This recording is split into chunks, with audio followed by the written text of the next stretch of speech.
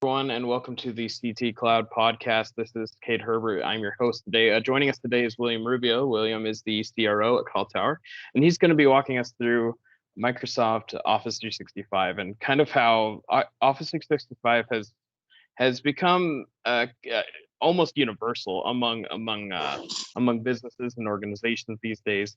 And CallTower has been there from the beginning. CallTower is a cloud service provider, or a CSP, since 2014, since Microsoft Office 365 launched. And so it's been maturing, it's been growing, and people have been moving from the on-premise version of it to the cloud version of it during that lifespan. So, William, would you want to speak towards that a little bit and how CallTower fits into that whole evolving narrative? Yeah, sure. So, with Microsoft, they've been around for obviously a very long time, and I still remember the days of everybody walking around with a CD, right? That you would have to kind of put in your computer and get all that Get stuff it in to the work. mail. Yeah, pretty much. You'd get in the mail, and then it changed to more of an exchange option, which was basically you were hosting your server per se, either in your office or you were hosting it through another provider. And then Office 365 came around in 2013, 2014, and it was really more around just the fact of adoption to the cloud, right? Kind of moving to the cloud and letting Microsoft, for the most part, pretty much host your servers and host your services overall. And with Call Tower, we were invited into that program going back to 2013. We had already been a partner with Microsoft for about 5 or 6 years, and we were invited into that program to be what is called a cloud service provider, referred to as a CSP. And sometimes there's a little bit of confusion as to what a CSP and an MSP is, which is a managed service provider. And quite frankly, the simplest way to explain it is that a CSP buys directly from Microsoft. So we have a contract directly with Microsoft that we buy these licenses and we support them for our customers. And an MSP actually buys the licenses from a CSP. So they're kind of one step removed. The difference, though, is also is that the CSP in a lot of cases is a lot more broad in scope, like we are, because we provide a lot of services to our customers, while the MSP might be a little bit more industry focused on different verticals in some cases overall. So they're both good. It just really kind of depends on what the customer is looking for overall. But for the most part, I would say the average customer working directly with a CSP is a huge advantage because you get the price breaks and you're still getting the support from a CSP that you should be getting, especially with us, which is 24/7. Absolutely. All right. So that kind of begs the question. Why would someone prefer to go with CallTower rather than getting it maybe directly from Microsoft or from a provider of a different type?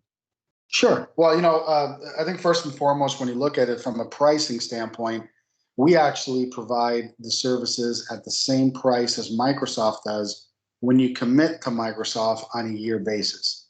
The difference is when you're looking at Microsoft, you do have to prepay for those licenses for the entire year, while with Call Tower, you're paying on a monthly subscription basis. Okay. And the good thing with that is that if there is any change requirements, meaning any change management, so you go from 300 users down to 280, you haven't already paid for those licenses in advance. You're just going to pay next month for 280. Yeah. You're just going to pay for the 280 instead of the 300. Now, you could go month to month with Microsoft. They do have an additional plan that is available, but at the same time, that plan does provide a premium, so you do have to pay more for that licenses. So with us, you're kind of getting the best of both worlds. You're getting the cheaper version of the same license and the flexibility to make that change management. Interesting. Okay.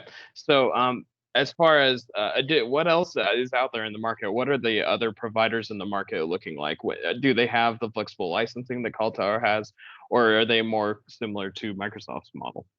No, some of them do provide that flexible licenses. I would say the biggest difference when you're looking at us, even compared, and this is in general, compared to other CSPs and managed service providers, the other MSPs, and even Microsoft, with us, I can't stress enough the 24/7 support. I think that's very important for customers to understand that you can call at any time and get the expertise that you need. The change management, I think, is very important as well. But even before you kind of get into that after part of support is what happens when you are looking at converting over into an Office 365 environment. You want to work with somebody that has that expertise, that knows the licenses, knows the landscape, is willing to sit there and listen to the customer and understand exactly what their requirements are, because the requirements change per department. It's no longer a blanket license for each user. It changes. So you have somebody like CallTower that's been working with Microsoft for 13, 14 years overall. One of the largest growth partners with Microsoft for the past 4 or 5 years and growing. So it's nice to know that you could actually sit and have a conversation with somebody like CallTower that could say, hey, based on your requirements and based on marketing and based on sales and based on accounting and based on logistics and based on customer support, et cetera, these are the type of licenses that we need, and give you that flexibility to change it. The other part too is, so you're going to get a flexible plan based on your requirements rather than a blanket plan that works for maybe someone in your industry but maybe not you.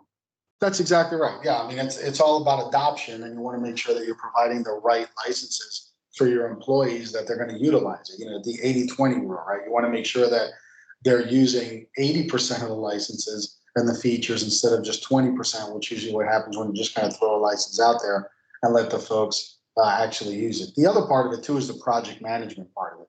And I think that that's important, Kate, because you have somebody that you could actually talk to as you're doing the implementation or the migration over to Office 365. So again, you have that expertise and that help, that human help, which I think is very important. And then, a lot of customers, that's kind of like phase one of what they want to do. And usually in phase two, and some of them do it together, is, or I should say before I get to that part, the project management, whether it's email management, moving over to SharePoint, making sure that they understand how to use OneDrive, migrating from other suites of platforms that are out there. So it just doesn't have to be Exchange. Somebody could come from like a G Suite or a Zebra or a POP3 or something like that. That sounds complex. That's all important.